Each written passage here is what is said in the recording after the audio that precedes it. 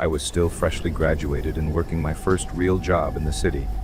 Some coworkers invited me to go for drinks with them on a Friday night to celebrate my first month on the team.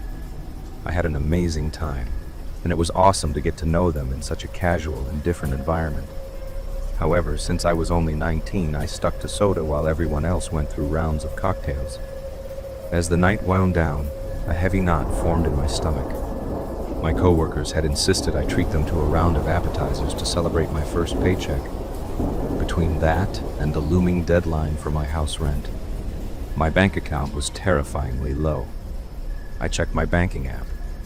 The balance was barely enough to cover my rent, let alone a surge. Priced Uber across the city. By the time things wrapped up, I started calling around to some friends and family to see who was free to give me a ride home. I found out everyone with a car was either drunk, asleep, or both. I realized that if I was going to get home that night, I either had to hitch a ride with a total stranger or walk a heck of a long way on my own in the dark. As I couldn't afford a professional ride and I couldn't afford to lose my apartment. But the idea of the first thing scared the ever-living hell out of me. So I chose the second thing and started walking. I cannot overstate how glad I was that I chose to wear sneakers that night. The city streets were eerily quiet. About 20 minutes into the trek, a car slowed down beside me. The driver was a young man, clutching a roll of blueprints. He looked barely older than me, maybe 20. He looked harmless, almost stressed to the point of tears. "Please," he said, "I'm looking for the municipal planning office. I have a deadline and I'm lost." I stepped closer to the curb to point the way. But as I did, the back door flew open. A woman leapt out from the back. She was well built, maybe 45 years old, and stood a towering 5'10". She had the look of a heavy drug user with deep, dark circles that made her look like a ghost. As I tried to back away, the woman lunged at me and we crashed into each other. I didn't just run, I fought back. She swung a heavy hand at my head and I ducked. I shoved my palms into her chest to create distance. She hissed at me, grabbing a handful of my hair, and for a terrifying moment we were locked in a struggle. Realizing I couldn't outfight her, I turned and bolted toward the side of the road. There was a heavy iron window grill attached to the front of a closed basement-level shop. I dived for it, wrapping my arms through the cold metal bars and locking my fingers together in a death grip. I knew that if they couldn't pull me off, they couldn't get me into the car. The driver then hopped out of the front to help his mother, and I realized then how small he was. He was a dwarf man who looked to be only 5 feet in height. He grabbed my waist and started pulling with everything he had. "I want her." He demanded, his voice high-pitched and eerie. "Mother, I want her." The woman joined him, her large, rough hands wrapping around my wrists, trying to pry my fingers off the iron. I screamed until my throat felt like it was bleeding, kicking backward at anyone who touched me. The woman slammed her shoulder into me to try and knock the wind out of me, but I only squeezed the metal bars tighter, the iron digging painfully into my chest. Just as my strength began to fail, a tall black man appeared from the shadows of a nearby park entrance. He didn't hesitate. He shouted at the top of his lungs, charging toward the car. He had a heavy flashlight in his hand. As he ran, his voice boomed with a protective authority that seemed to shake the pavement, making it clear he wasn't just a witness, but a guardian. The sight of him coming for help broke their resolve. The woman let go of me, first cursing under her breath, her dark circled eyes snapping toward the newcomer. The young man let out a frustrated cry, but realized they were outmatched. They scrambled back into the car, the tires screeching as they sped away into the night. The man reached me seconds later, checking to see if I was hurt. I was shaking so hard I could barely stand, but I was safe. He stayed with me, calling the police and waiting until the patrol car arrived to ensure I got home. The man spoke in a soft voice to keep me calm. He told me his name was Marcus, and he lived nearby. He gave me his jacket because I was shivering from the cold and the fear. The police arrived quickly with their bright flashing lights. I told them everything that happened while Marcus stood by my side. They took notes and searched the area for the car. I felt a huge wave of relief wash over me. I realized how lucky I was that Marcus had been there. That night changed my whole life. I never walk alone anymore. I still think about that night, and how a pair of sneakers and that iron grill were the only things that stood between me and a nightmare. I can still feel the phantom grip on my ankles even now, just a week after it happened. Before we made the move to Texas, we lived in this house in Georgia with a backyard that was basically a kid's private kingdom. 2 acres of open grass, thick woods on 3 sides. It was the ultimate spot for sports or a massive game of manhunt. It had everything: a trampoline, a hot tub, a detached garage, and an above-ground pool. For a middle-class neighborhood, we had it made. Last Friday night, my friends Mike and Michael came over for a sleepover. I'm a Boy Scout, so I spent the afternoon setting up 2 tents, while the guys mostly goofed off. After some soccer and a quick baseball game, we inhaled some pizza my parents ordered around 7 p.m. Since the sun was setting, we headed into the living room to chill for a bit. We ended up binge-watching Stranger Things.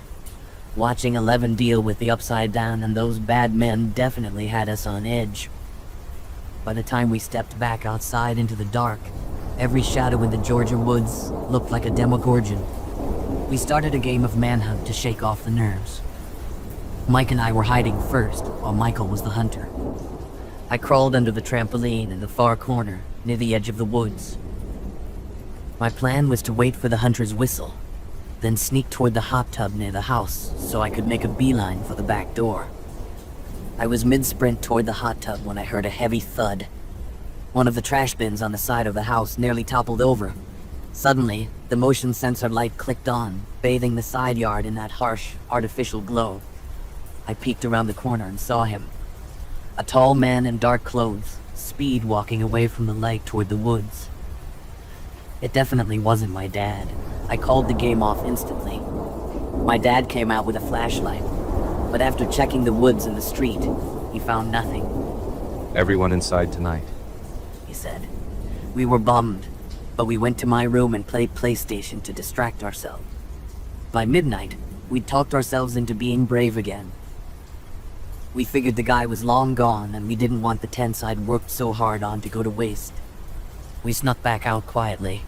We weren't necessarily hiding it, but we didn't want to wake my dad up and start a whole thing. Mike and I zipped ourselves into one tent, and Michael took the second one. I was still awake listening to the crickets when I heard it. The distinct, rhythmic crunch of footsteps in the grass coming closer. Then, the sound of the tent zipper sliding out. A flap opened, and a face peered in. In the dark, I honestly thought my dad had caught us. They wanted to sleep out here, so we came back out, I muttered, half asleep. Then my vision cleared. The porch light was just bright enough to show that this wasn't my dad's face. It was a complete stranger, probably in his 40s, with deep-set eyes and a hollow, terrifying expression. When he realized I was looking right at him, his lips curled into a thin, tight line. He didn't say a word. He just lunged forward. I let out a scream of bloody murder that felt like it ripped my throat open. It wasn't just a shout. It was that raw, primal sound of pure survival. Mike jolted awake and seeing the silhouette over us, started shrieking too. The man didn't back off. Instead, he dove toward the bottom of our sleeping bag. His hands, cold and rough, clamped down hard around our ankles. He yanked us toward the opening of the tent, hissing, "Quiet, be quiet," through gritted teeth. The sensation of being dragged out into the dark by a predator was the most helpless I've ever felt.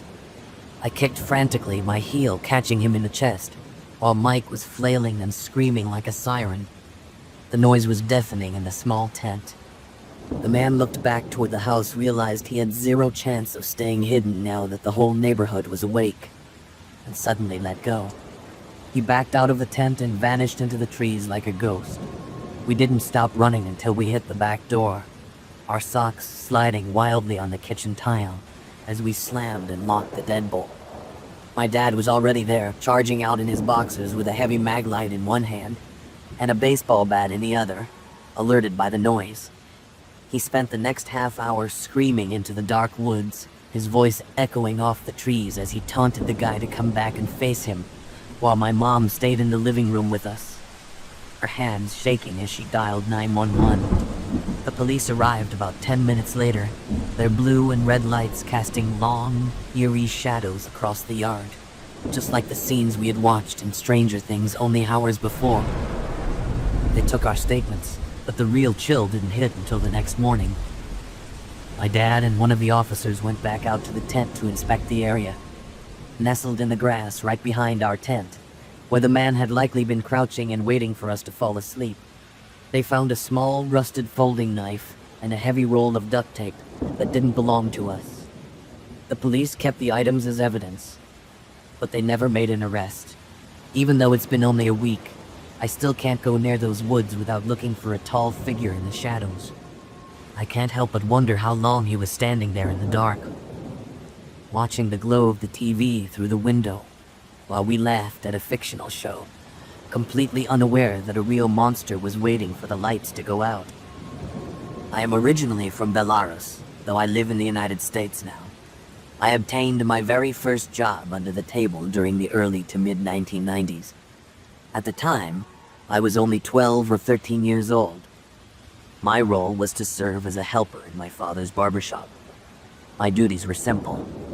I spent most of my time sweeping up piles of hair, scrubbing the bathroom, taking out the trash, and handling various chores of that nature. We lived and worked in a small area located near the border with Poland. This was a pivotal era in history because Lukashenko had just ascended to power, and the Soviet Union had recently dissolved. These were incredibly difficult and dark times for everyone in the region. Mass starvation and crushing poverty swallowed the land entirely. In fact, these systemic problems still plague that area today. But I should get back to the story. I was at the barbershop with my father, whom I called Papa. We really only saw the same few regulars every week. Most people in our area chose to cut their own hair or had a family member do it. Maintaining a barbershop was actually one of the only private enterprises possible during the Soviet Union era. As the day went by, the sky began to grow dark. Papa told me to finish cleaning up and then head right home. After giving me this lecture, he left me alone in the barbershop so he could go find a place to drink by himself. I finished my chores as instructed, locked the front door, and finally began the long walk home. This was a very rural area. It wasn't exactly the deep countryside, but everything was spaced out significantly. It was hard to maintain any real sense of community there, so everyone usually stuck to themselves and valued their privacy. As I was walking along the road, I suddenly realized that I had forgotten to take out the final bag of garbage. I turned around to head back to the shop. When I turned, I noticed a Lada driving behind me. The strange thing was that it had no lights on. I believe the driver was actually coasting, as there was no audible sound of an engine humming. We were also traveling slightly downhill. Since I had reversed, I was walking uphill. The car passed me by and I felt somewhat at ease. However, when the Lada reached the bottom of the hill, the driver cranked the engine on and made a sudden U-turn. They pulled up right beside me. I could see a man and a woman sitting inside. The man driving the car called out to me, asking if I wanted a lift to wherever I was going. I told them no thanks, and explained my destination was nearby. I also honestly told them that they were severely creeping me out. They became visibly offended that I had called them creepy. They began to yell at me loudly, calling me all sorts of nasty names and shouting at me. They hoped I would slip and crack my head open on the ground. Figuring they were probably just drunk and belligerent, I told them to F off. Then, I cut through the grass and trees to get off the road. I took a shortcut through a small wooded area that I knew would eventually link back to the street on the other side. I assumed that by the time I reached the exit, some time would have passed and they would be gone. Yet, when I reached the other side, the same Lada was idling on the road waiting. At this point, I was getting extremely agitated rather than scared. I came from a home with an alcoholic father and was a Slav squat kid. I was quite used to confronting aggressive adults. With my attitude, that also meant I was used to being beaten by adults. Because of this, random people acting tough didn't intimidate me much. It sounds edgy, but you get used to it. You learn to read a person to see if they're actually going to attack a child. You would be surprised by how many adults actually do. Filled with anger, I walked directly up to the car and confronted the man. I asked him why he was following me, and if he liked me or wanted a kid for some reason. I told him he should go be with the woman in the car and leave me alone. The man paused for a second and then put his hand up to the window. He was holding a gun, or at least something that looked exactly like one. It was dark, so I couldn't see perfectly. He told me that I could either have a good night or my last night. He said that if I got in the car, we could drive around and drink vodka. But if I refused, he would kill me. Ironically, while I had been in plenty of fistfights with adults before, I had never been confronted with a firearm. I didn't know exactly what to do, but I knew for certain I wasn't getting into that freak's car. I hesitated for a moment and then lied. I told them okay and said I would get in, acting as if I were going along with their plan. I walked over to the passenger side of the vehicle. The woman opened her door and got out to let me into the back seat. I believe she was about to say something patronizing like "good boy," but as she stepped out, I kicked her in the leg. I kicked as hard as I possibly could and immediately bolted. She yelped in pain and fell over. By the time they realized what had happened, I was already back in the safety of the trees. It was a circular wooded area surrounded by roads, similar to a large roundabout, which allowed me to get to the center where they couldn't see me.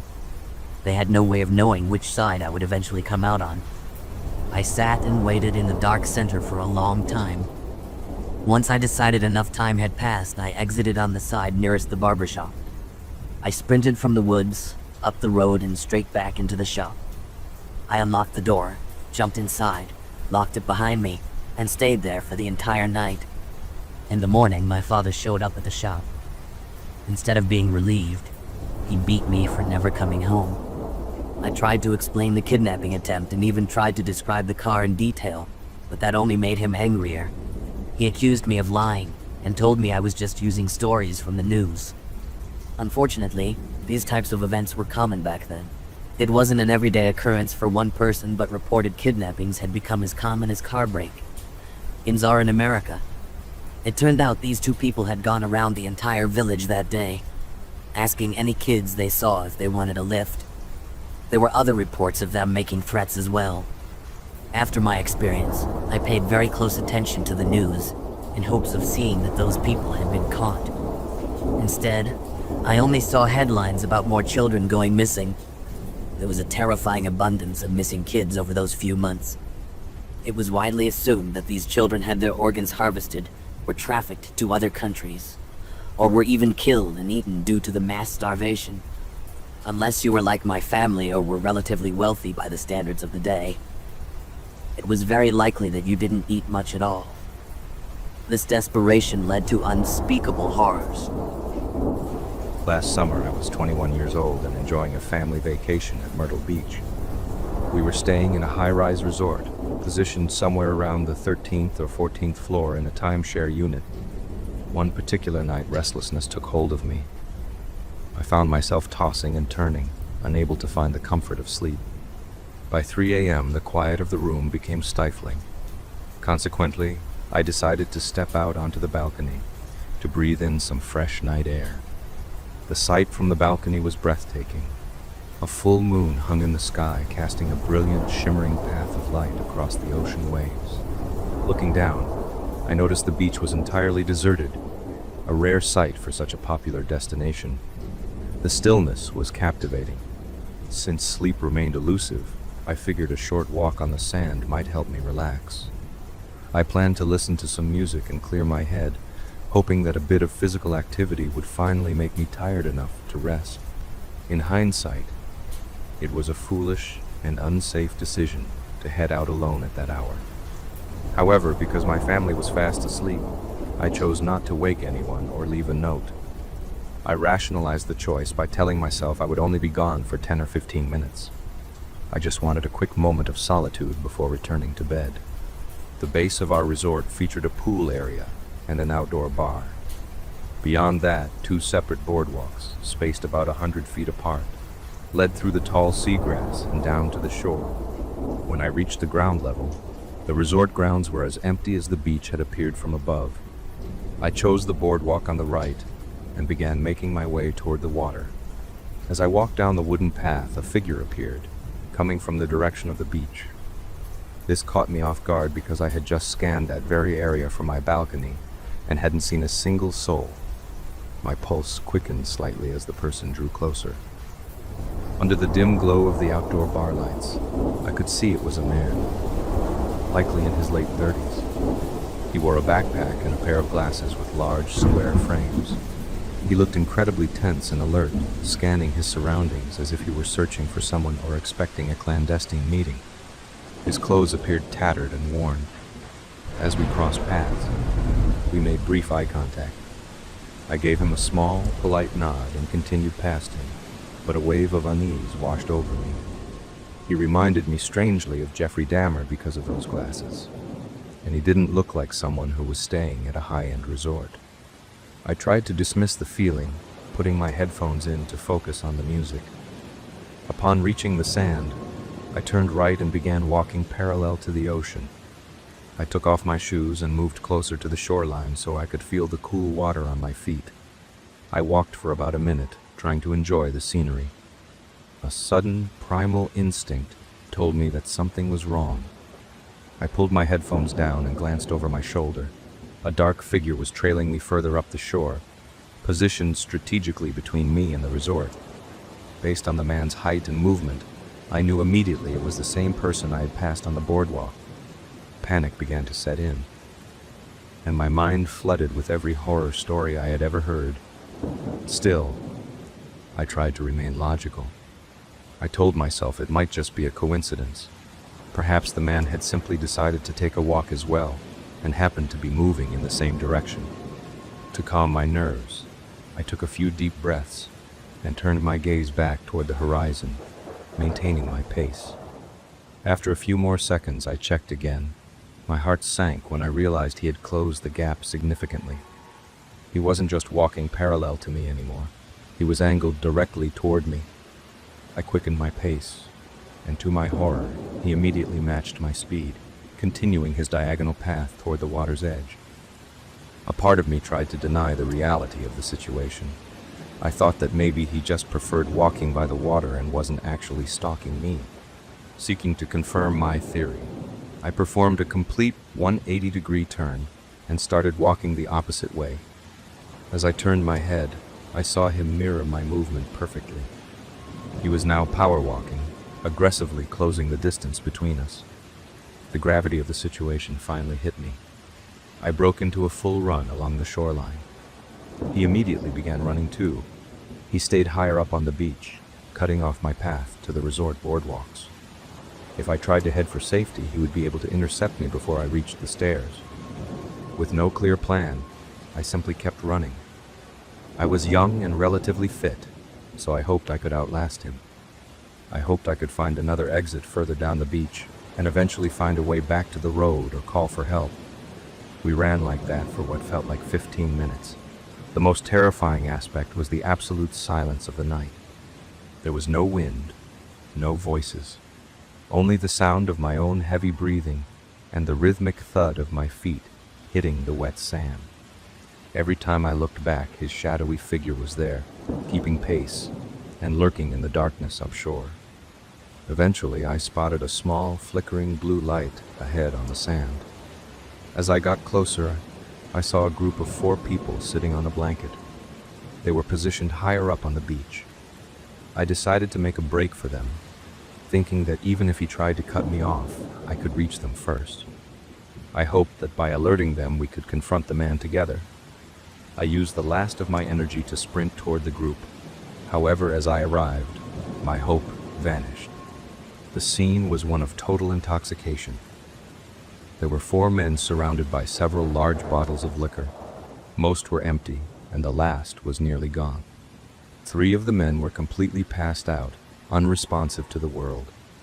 The 4th man was barely upright, wearing a party hat adorned with blue LED lights. He was mumbling to himself, his eyes glazed over and half closed. He didn't even notice me standing 5 feet away from him. I looked back and saw that my pursuer had slowed down. He was watching me, and I could almost see him processing the state of the group. Realizing they were no threat to him and no help to me, he suddenly began sprinting toward me again. As he entered the glow of the blue party lights, his face became clear. He looked manic, his eyes wide and fixed on me as he barreled forward at full speed. I knew I had to do something drastic. I had exhausted myself sprinting to the drunk group. I feared that, in a long-distance race, he might eventually overtake me. Instead of turning and running away from him, I suddenly lunged forward, sprinting directly toward him and then veering sharply to the right. The move caught him completely off guard. He stumbled as he tried to adjust his momentum, allowing me to slip past him. I didn't look back. I just ran with every ounce of strength I had left toward the resort. The adrenaline was overwhelming. It felt like one of those nightmares where a killer is inches away from grabbing you. Every hair on my neck was standing on end. As the resort loomed closer, I finally dared to glance over my shoulder. He was still following, but he was now 400 or 500 feet behind me. He had lost significant ground. I didn't slow down for a second. I raced up the boardwalk and burst into the resort area. I reached the elevators and pounded the buttons until the doors opened. Once inside, I frantically mashed the closed door button, gasping for air as the metal sliders finally met. When I reached my floor, I sprinted down the hallway, fumbled with my key, and practically fell into the room. I slammed the door, engaged the deadbolt, and leaned against the wood, trembling. I stayed on the floor for a long time, my chest heaving, trying to process the terror of the last 30 minutes.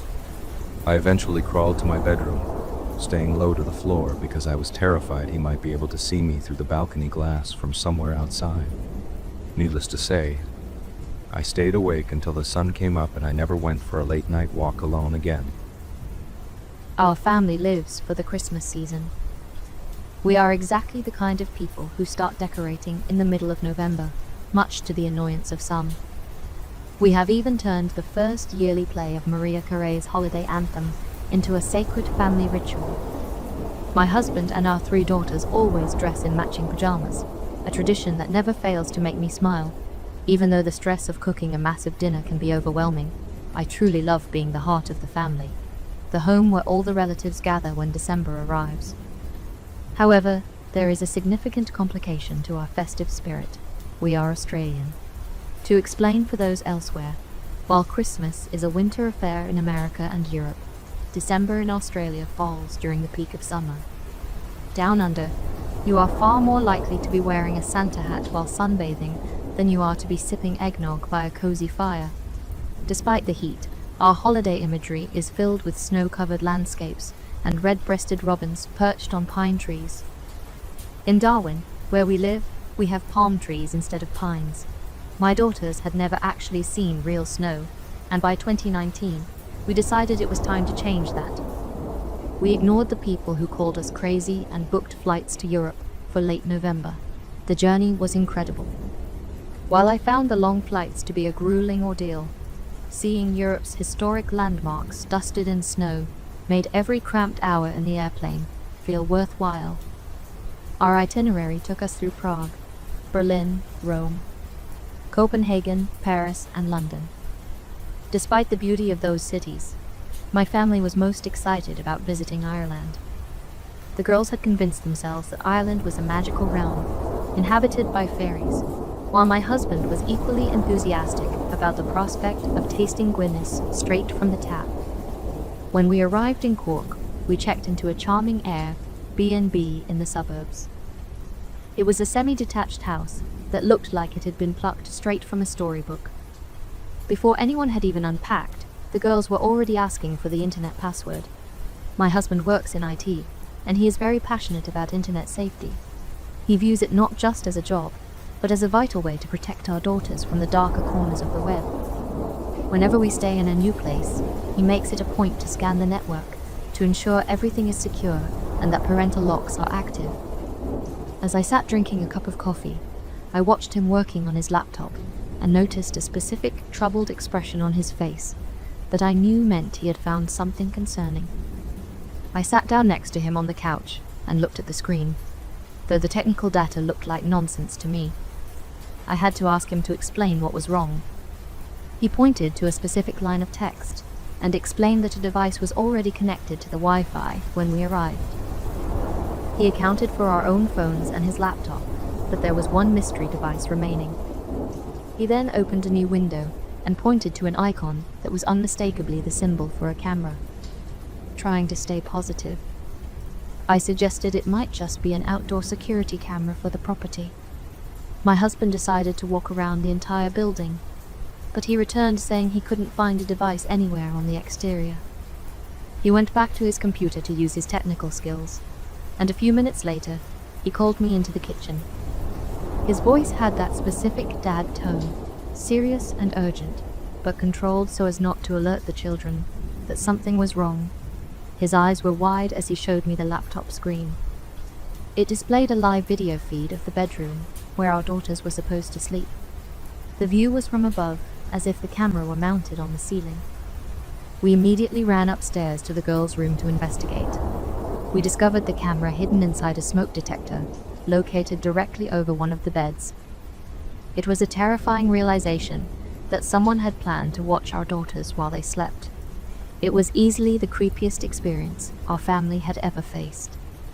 My husband called the property owner immediately to demand an explanation for the camera in the children's room. At first, the owner claimed there was no CCTV on the property at all. He even had the audacity to suggest that the video feed must be coming from a different house in the neighborhood, which was a ridiculous lie since I could clearly see my own children on the screen. My husband eventually had to threaten to send the owner a screenshot of the live feed before the man would admit the camera was theirs. The owner then tried to excuse it by claiming they were simply trying to protect their investment. My husband didn't buy the excuse and accused the man of being a voyeur, stating that we would be reporting the incident to Airbnb immediately. At that point, the owner became flustered and silent before abruptly hanging up the phone. We had called him out for being a creep, and he had no defense for his actions. We were furious and deeply unsettled, realizing we had only narrowly prevented a stranger from watching our kids all night. Even though it was late, we had the girls pack their bags while we searched for a nearby hotel. It took several months of back and forth emails with Airbnb's customer service, but we eventually received the full refund we deserved. Airbnb also informed us that they had banned the homeowner from the platform. That news provided me with much more peace of mind than the money did. I have always known that people with such dark desires exist, but I never expected to encounter one myself, especially during what was supposed to be a dream vacation. My main concern now is whether Airbnb can truly keep people like that off their site. My husband and I have asked them about the systems they use to ensure guest safety, but their answers have been far from satisfying. We pointed out that a person like that could easily create a new account using a friend's or relative's name to continue recording children without anyone knowing. The legalistic response we received essentially admitted they had no real solution for that possibility. That is the fear that stays with me. I worry that somewhere else, a child is sleeping peacefully while a stranger watches them, and there is nothing being done to stop it. The place where I come from is quite famous. Well, a version of it. I'm from Hawkins, Texas. It is a great town, and you must have heard of it on the famous Netflix series called Stranger Things. Hawkins is a great town. We are a small town in Texas, but we have everything we need, and a tightly knitted community. And unlike Stranger Things, there's nothing weird in this town. Well, at least we thought there wasn't. It was the summer of 2019. Stranger Things had already become this big thing on Netflix, and people were coming all over from the country to take a look at the town. It did give us an economic boost, but it was all over by the end of summer.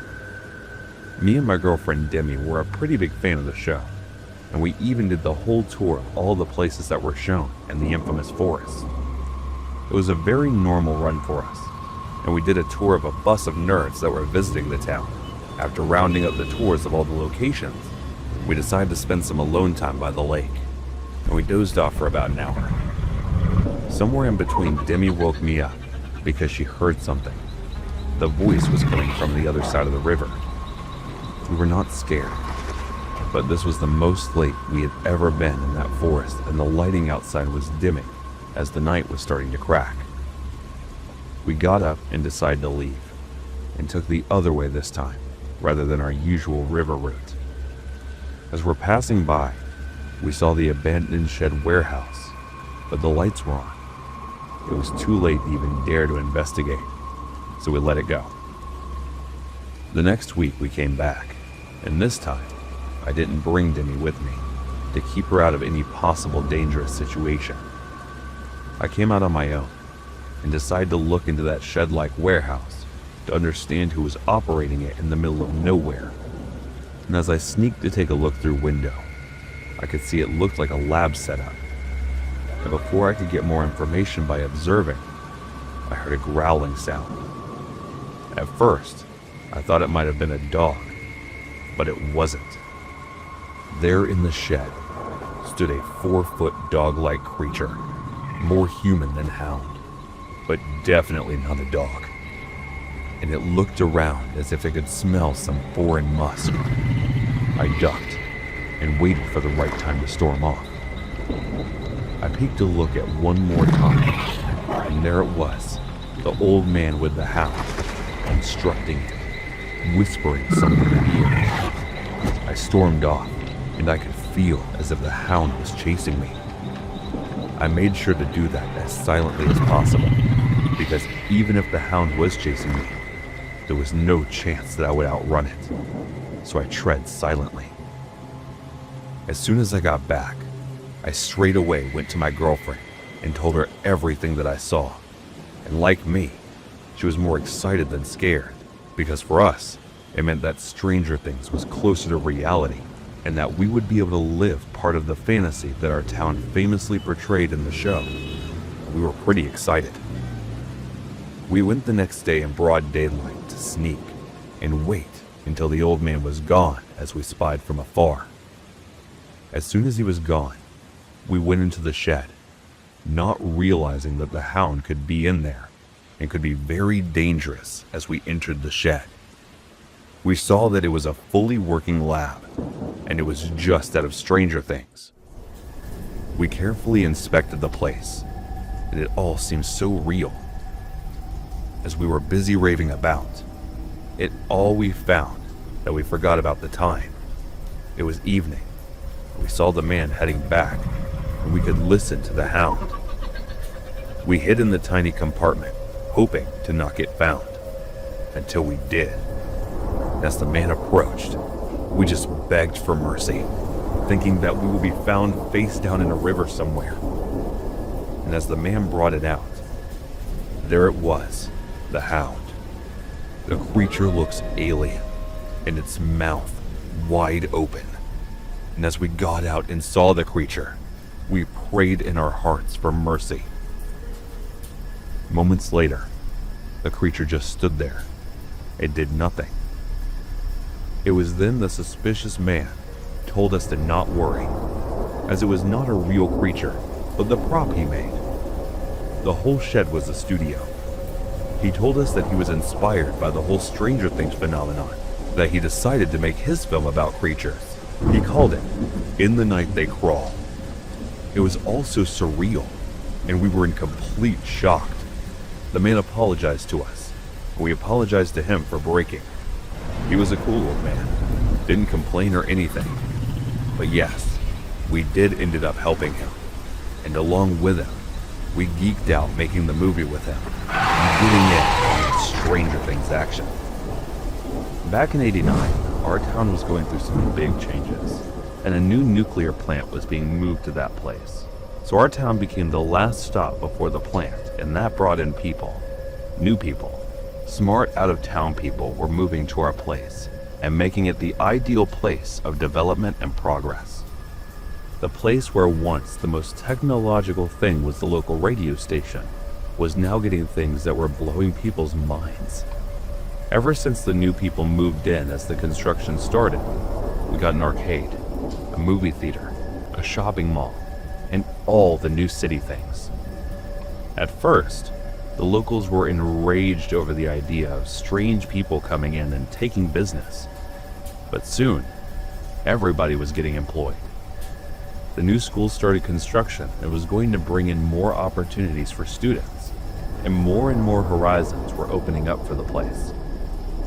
My father, on the other hand, was very skeptical of all of this. He never wanted these people to come in. He always said, "If Oppenheimer was scared of the things that he made, how can we be so sure that these things will work for us?" And there was this one thing that he always said: progress comes at a price. He was a farmer.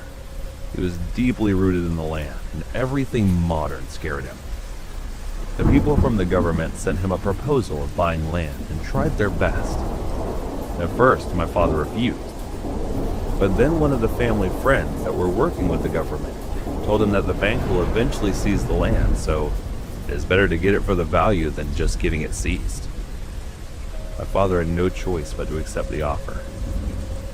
The money from the land was put onto investment, and I was sent to New York for further study, where I lived with my aunt. My father and mother relocated to another house, a bit distant from the plant. I was out in New York going during August, and I was busy with the classes. I came back home and saw my aunt. She was in tears that there was this weird gut feeling that I had. My aunt came in.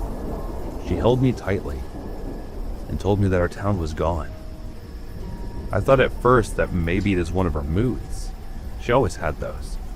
She was a 35-year-old single woman working in theaters. She was doing a Shakespeare play at that time, and all I could think of was that maybe this is one of her melodramatic moments. I just held her. But then she dropped the bomb and said, "It's our town. Devon is gone now, blown into pieces. There was a nuclear accident, something about the leaks. They say that the people are barely alive and they are being quarantined at the moment." It all hit me so quickly. All I wanted to do was go up to the town and look into the matter. But there was nothing in the media. It was being kept a hush. I was worried and sick to my stomach, and there was no way to contact our parents. Then one day out of the blue, a month later, we got the call. It was covered with a feeble voice, and it was my father telling me that they were all right and they were sheltered from the accident, and that the whole town was all right. It was really weird to hear from them about a month later everything, and he told me not to tell this to anyone. It was strange, and there was something very different about his voice. It was too gentle with me. That is not what he usually is when it comes to talking to me. It seems as if the accident just broke him, and then later, I asked him to put the mother on phone. And while he was doing that, I could hear the radio noise at the background, which was very different from the noise we hear on a crooked telephone. It was almost like a chatter that would come from a busy office. I asked him for his location, and at that moment, the phone got disconnected, and I wasn't even able to talk to Mother. My aunt was much more relieved to hear the news about them being alive. And even though I was pretending to be happy, there was something that was worrying me. I had a gut feeling that something else was going on there. I did not tell her about anything, as it was the last thing I wanted her to worry about. And then by saying that I am going off on a camp, I decided to look into the matter on my own. I went to the nearest town, and to my surprise, everything within the 10-mile radius of our town was now basically a government jurisdiction area. I had to sneak around the fences to get the protective gear. I was going into this alone. And to my surprise, there was not a single hit of radiation in that place. It was all a cover-up story. There was no sign of any radioactive accident, and not a single house looked destroyed. Whatever was happening, government sure wanted to keep it top secret. Knowing that there's no risk of getting exposed to radiation was a relief, and it helped me right back on track to look for the real thing. I entered my home quietly, and everything was placed right where it was. I did not realize that there were already cameras placed into the system, when suddenly, my phone rang. It was Dad. He asked me what I was doing there when I was warned to stay away. I asked him what happened, and then what he told me was much harder for me to believe than it is for you. He said it was the night, and they were all asleep, and suddenly, everything started shaking. We were all going for the drill that we have been told about. As we got out of bed, we just were broken into these million particles, and we lost our physicality. We woke up, and we saw that the only way to be present is through electricity or source of it. And everyone in the town is alive, but we are all nothing more than living electromagnetic waves. He told me he cannot explain to me how it feels, but then he told me to come closer to the television. And then as I did, without powering it on, I saw my father inside the television. And there he told me that this is the only way that can. And also said that last he saw my mother was when she tried getting into the computer. She has been lost since then. I was confused, and everything was unreal, until a unit invaded my house and took me with them to a lab. All the way, I was begging to not kill me. And then I met Dr. Lautsky, and she told me to not worry. Since I was already a computer science student, she told me that my exposure is risky.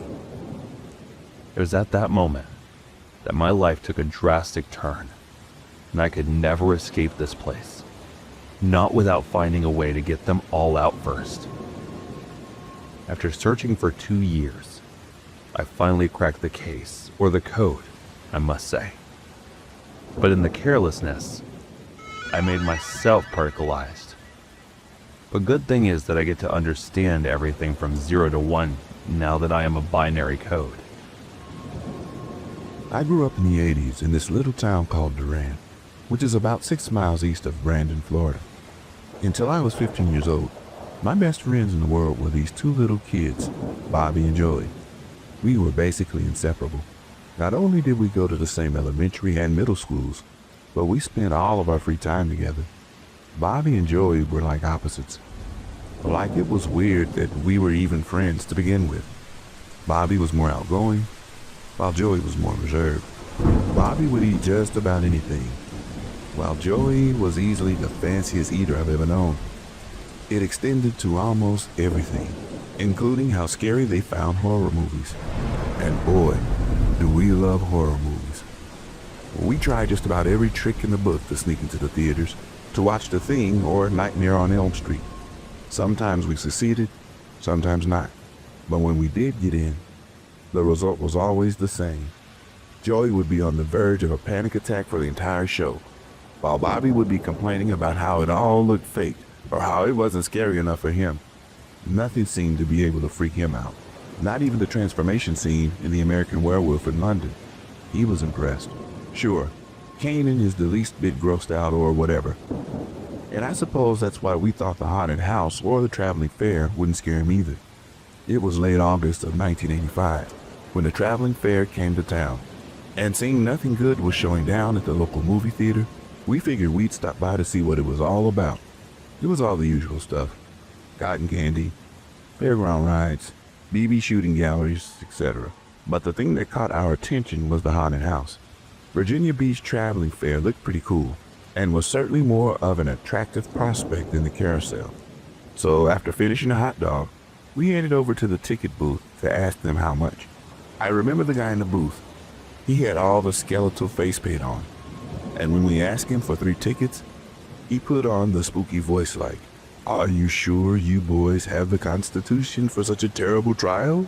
We were just like, "Yeah, dude, just give us the tickets already." We walk up towards the entrance to go inside. So the way this thing was laid out was like a giant box room that had been divided up into corridors. You made your way through the various corridors, some which narrowed so you had to squeeze through them, and ever so often, a mechanical doodad would jump out to scare you, or an actual person would.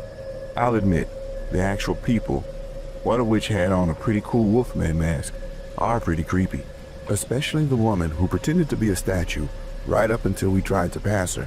and she touched my shoulder, and it almost gave me a heart attack in the process.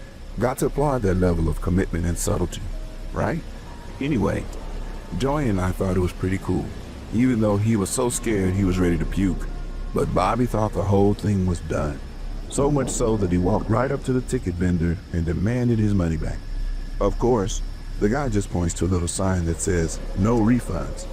But he does so in such a dismissive way that Bobby just about explodes.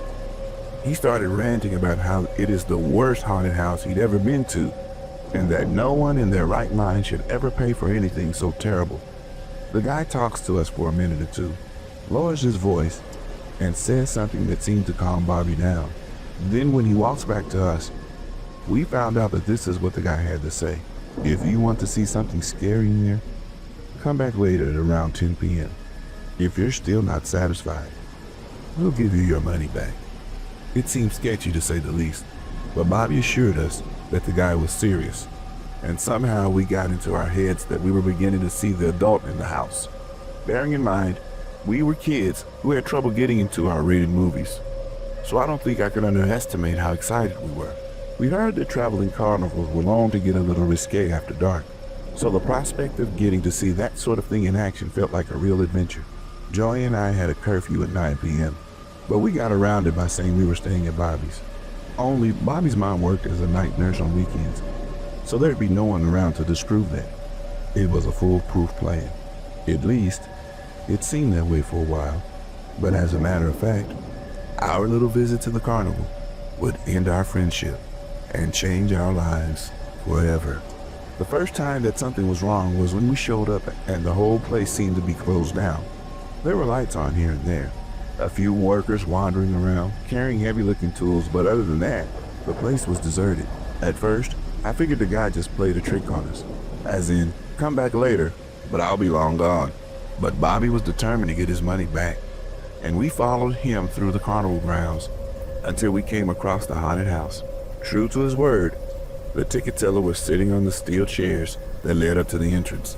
He made some comment about being surprised, which showed us how he figured we were too chicken to come back for the midnight show, as he called it. We just laughed. Midnight show. It wasn't a minute past 10 p.m., and there he was trying to be all spooky again. But then, Bobby asked him what was so scary about the midnight show, and if he'd be given a refund if it didn't frighten him. Again, the guy promises, if it doesn't spook him, he gets his money back.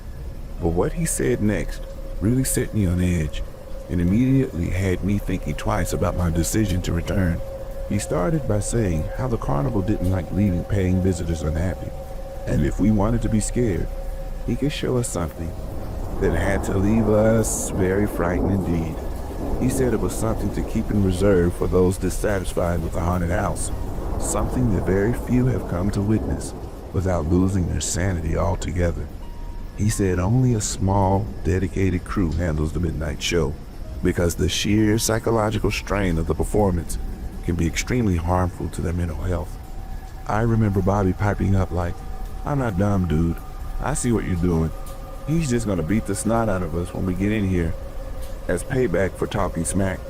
The guy laughed, then swore on his mother's grave that each of us would walk in on our own volition and walk out unharmed. As for our sanity, he couldn't guarantee it would still be in one piece by the end. Joey was out from word go. He's like, "Nope, screw this. I'm not going in." Bobby, on the other hand, was typical Bobby. I don't think wild horses could have dragged him away from that carnival. But for me, there was something about the way the ticket vendor was talking. He wasn't trying to sound scary or be scary. He actually sounded kind of scared himself, almost like he didn't want us to go in. And either he was an Oscar-level acting talent, or there was really something to what he was saying. I'll never forget the way Bobby looked at me when I said, "Yeah, I'm good. Actually, I think I'll stay here with Joey." It was like disgust mixed with ridicule. I know for a fact he thought I was being a big baby for having let the carny dude psych me out, but I made up my mind, and I wasn't going to budge. In the end, Bobby went down on his own. Well, Joey and I waited for him outside. I could tell he felt a little nervous walking in, but I was nervous too. I was nervous for him.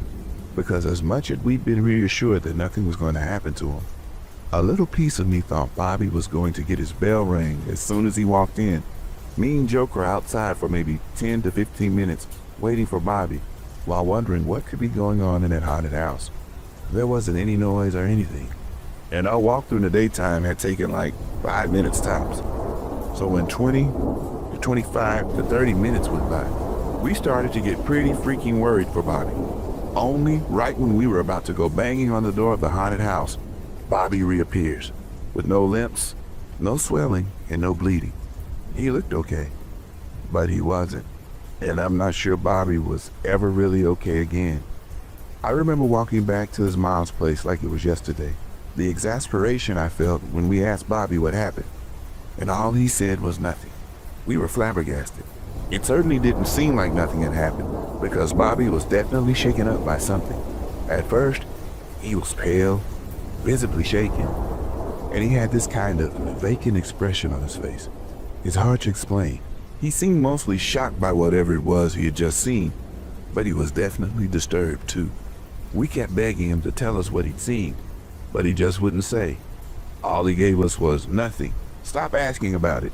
We asked him if it was scary, and he said yes, but he denied any kind of violence had occurred. The guy promised he wouldn't be touched, and he'd apparently been true to his word on that, too. But that didn't mean they hadn't done something about it. And despite all his denials, I know that was the case. The last thing he said about it before he threatened to kick us out of his mom's house if we asked again was a couple of hours later, when Joy broke down and asked him, "Dude, I'm begging you, at least give us a clue what happened in there." "Something that doesn't make sense," Bobby replied. He never talked about it again. I know that seems unbelievable, but time moves pretty fast at that age. We were due to start our junior year of high school. I started dating that first semester. Joey broke his arm on Bobby's skateboard that winter, and there was other stuff to think about. I'm not saying we just forgot about it. And it came up in conversation once or twice in the months that followed, but every time we brought it up, Bobby would just give us this look, and the one time we persisted, he just walked back home without a word and didn't return our calls for a week. I'd like to say that dropping the subject for good repaired our friendship, but it didn't. Like I might have said earlier, what happened that night was the beginning of the end of our little friendship triangle, and we slowly began to drift apart. The end of the end, if that makes any sense, was when Bobby and his mom moved out to New Hampshire for her new job. We all promised we'd keep in touch, but we never did. And I think Joey and I just bummed each other out after that, and we were wondering what happened to Bobby, always hoping he'd call someday, but he didn't call, and we didn't even get the number for his new place. I still think about Bobby an awful lot, and I still think about him saying something that didn't make any sense. I've racked my dumb brain for literally decades, but I just can't work out what he meant by that. My wife thinks he was lying, and that those carnival workers really did lay hands on him or something. Just because he didn't have any cuts or bruises doesn't mean they didn't slap him around or threaten him a little. And besides, you can do a lot worse things to someone without leaving a black eye or a bruised lip. I sometimes wonder if that really is true. What would happen to him that was so traumatic that he just couldn't deal with it? Bobby was a brave man. I think he was the bravest and most defiant person I've ever known. If the tough thing needed doing, Bobby did it. And I think that if that thing just so happened to be opening up about being hurt or something, Bobby would have done it maybe later than rather sooner. But he would have, and I think I'll just end it there. Whenever I talk about Bobby, every third word out of my mouth is maybe. I'm so sick of maybes I can barely even describe it. I just hope his story isn't over yet. But he's out there somewhere, living a happy, fruitful life. I tried to look for him on Facebook ever so often, just to see if he made an account or something. But I've had no luck as of yet. But maybe next week, or maybe next year, I'll finally find out what happened to Bobby and get to say hello to an old friend in the process. Maybe. Just maybe. Have any of you given that Bumble app a go? I know it seems massively counterintuitive to download an app which requires the girl to make the first move, when they're notoriously not the ones to make the first move. But I can assure you, it's definitely worth it. But at the same time, I think the single worst thing that happened to me in 2020 took place just as a result of a Bumble date. So it all started when I matched with a Welsh girl named Lima. After a day or two of talking, we agreed to meet at a little cafe for a few coffees. We hit it off talking about this and that, and before you know it, we were chatting like we'd known each other for years. 1 hour turned to 2, 2 to 3, and still neither of us was ready to call time on the date. Neither of us drank alcohol that evening. Her for religious reasons, me because I'm something of a fitness freak. But while she was drinking mocktails, I was on the coffee, and I was on it big time. There came a point where I needed a wee so badly because of my medical issues. The wait became an absolute nightmare. I was struggling to keep my composure while waiting for the one-person toilet to be free. This happened every half an hour without fail almost all night. I had to interrupt her, apologize, and leg it off to the little bathroom to relieve myself. I felt like an absolute idiot having to nip off to the laws so often. But every time I emerged, she'd look up and smile, waving away my apologies with some light mockery of how I have the bladder of a 4-year-old. But one time, I emerged from the toilet to see that she was no longer sitting alone, and that someone was sitting in my seat. At first, I thought she'd just bumped into a guy she knew. She certainly looked quite comfortable talking to him, but it turned out to be the complete opposite. I walked up behind him and playfully put my hands on his shoulders. I told him in a joking way that he might be in my seat. It wasn't confrontational or aggressive, just pure banter. I expected the guy to jump up, maybe warmly apologize, maybe give a little introduction, something like that. But he didn't. He looked back at me with this look on his face that clearly signaled he wanted me to get my hands off him immediately. And as he was staring up at me, Lima shot me a look as if to ask for help. Only then did I realize the situation was not what I thought, and I asked if they actually knew each other. Turns out this bloke had been sitting alone enjoying some food and wine and had been making eyes at Lima every so often. Then, when I'd gone off for a wee, he'd taken his opportunity, sat in my seat, and then began to, as Lima put it, flirt so outrageously forward that she felt like she was going to be sick. Now, I actually had to ask this guy to leave us alone before he got up and finally gave me my chair back, but not before he tried to stare me out. I had a few inches on him, and I could tell he didn't put half the gym time in that I did, so it's not like I was in the least bit intimidated. It just seemed like he was trying really, really hard to be some comic book idea of what women want, and was honestly a little bit pathetic.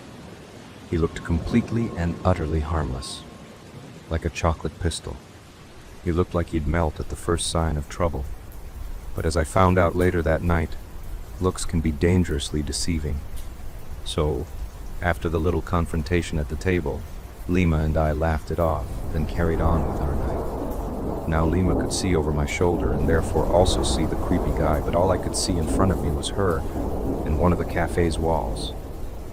So I had to rely on her to let me know if the guy was still there. I honestly expected him to just leave after such a confrontation. Everyone in the cafe was watching. It was pretty mortifying, but he didn't. He stayed put and continued to make eyes at Lima, which to her credit she just ignored. But then when it came to me walking her home, he got up and paid his bill too. Then yep, you guessed it. I looked over my shoulder as we were passing through Chinatown, and I saw tiny Mister stare out. He was still keeping up the intimidation game by staring out from under his brow, obviously too drunk to realize he looked far more comical than scary. Don't get me wrong, I wasn't exactly scared at that point, but we were being followed. It made for something of a tense situation, but nothing I thought I couldn't handle. As we approached her apartment block, I asked Lima if she was comfortable going inside while the guy could see where she lived. She admitted to being uncomfortable about it, but the block had dozens of flats in it, and unless he got in the door behind her, there was little chance of him working out which unit she lived in. But as it turned out, Lima was way more concerned about me and actually invited me inside for a nightcap. I didn't assume that I was getting lucky, but I wasn't about to turn her down. So I went inside for a cup of this weird ginger tea and the comfort that our little stalker friend would soon get bored and wander off. I was in her flat for no less than an hour, and by that time, each of us was confident that our new friend had departed. We even checked out of her bathroom window, which looked down into the street, and he was nowhere to be seen. I thanked her for a good night. We had a little smooch, and I started my walk home with that lighter-than-air feeling you get after a successful date. It's around that time that I started thinking about how strange it would be if that loser was somehow still following me, which prompted me to look over my shoulder. Lo and behold, there was a single figure following me, maybe 50 or 60 meters behind, with a remarkably similar silhouette to the lad who'd tried following us. I have to admit to being in a state of disbelief for a moment as I stopped and studied the figure as they approached. Then, after passing under a streetlight, I got a clear look at the person.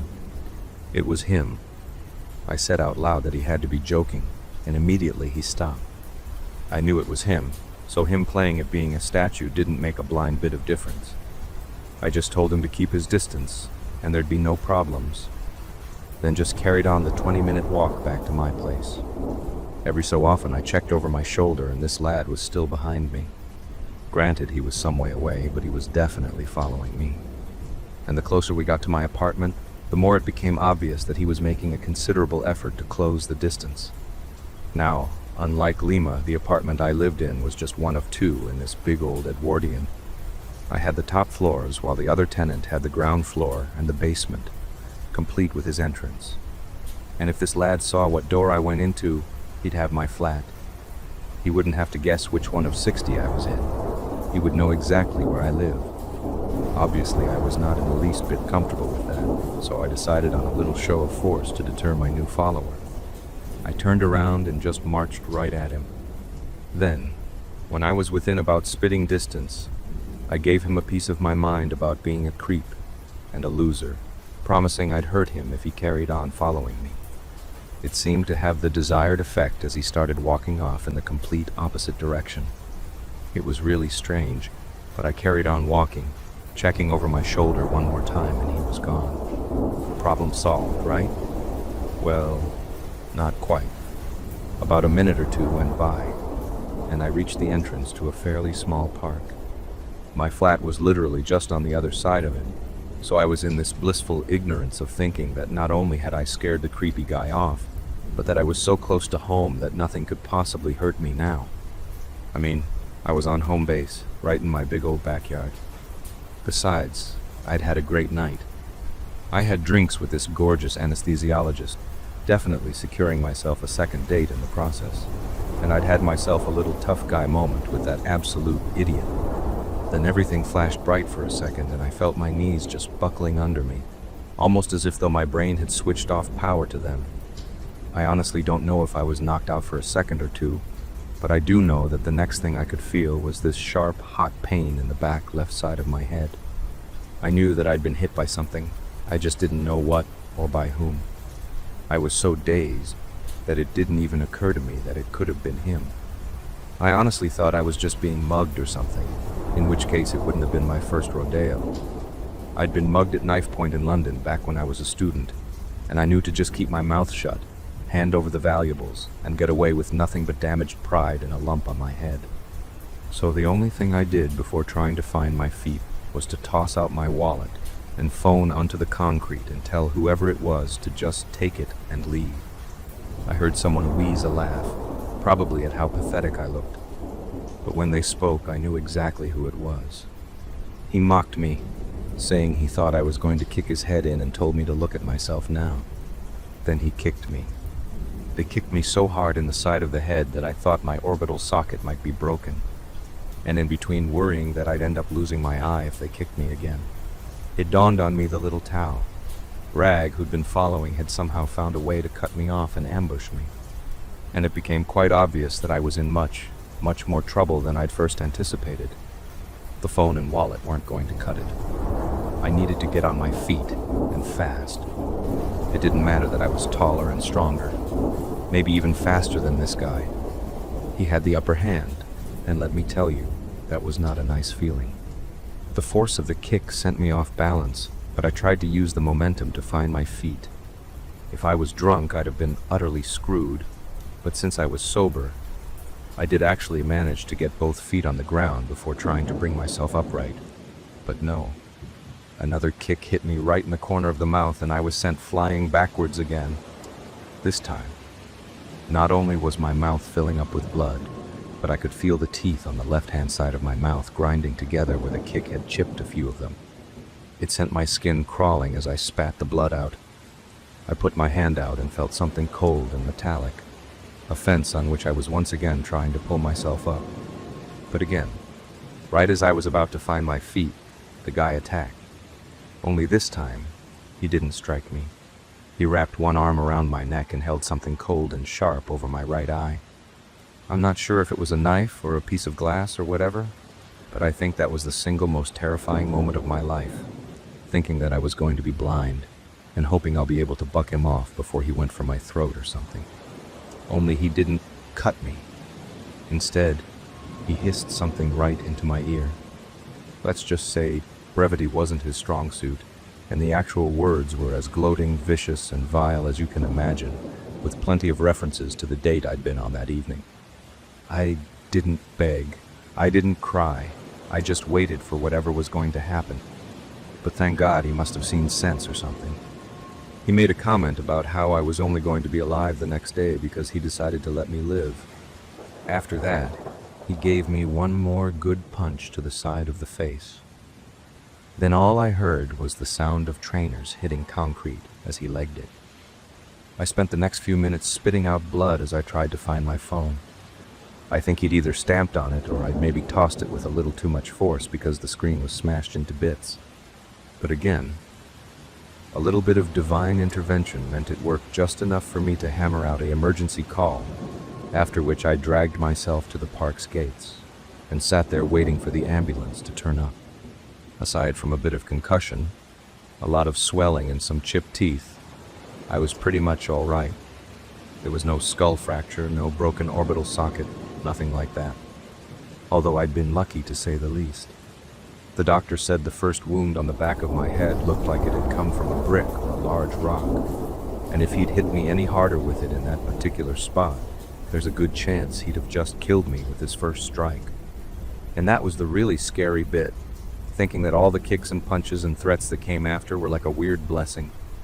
I was still alive when in some timelines, I would be checking in for the big sleep. I was angry about it for a long, long time.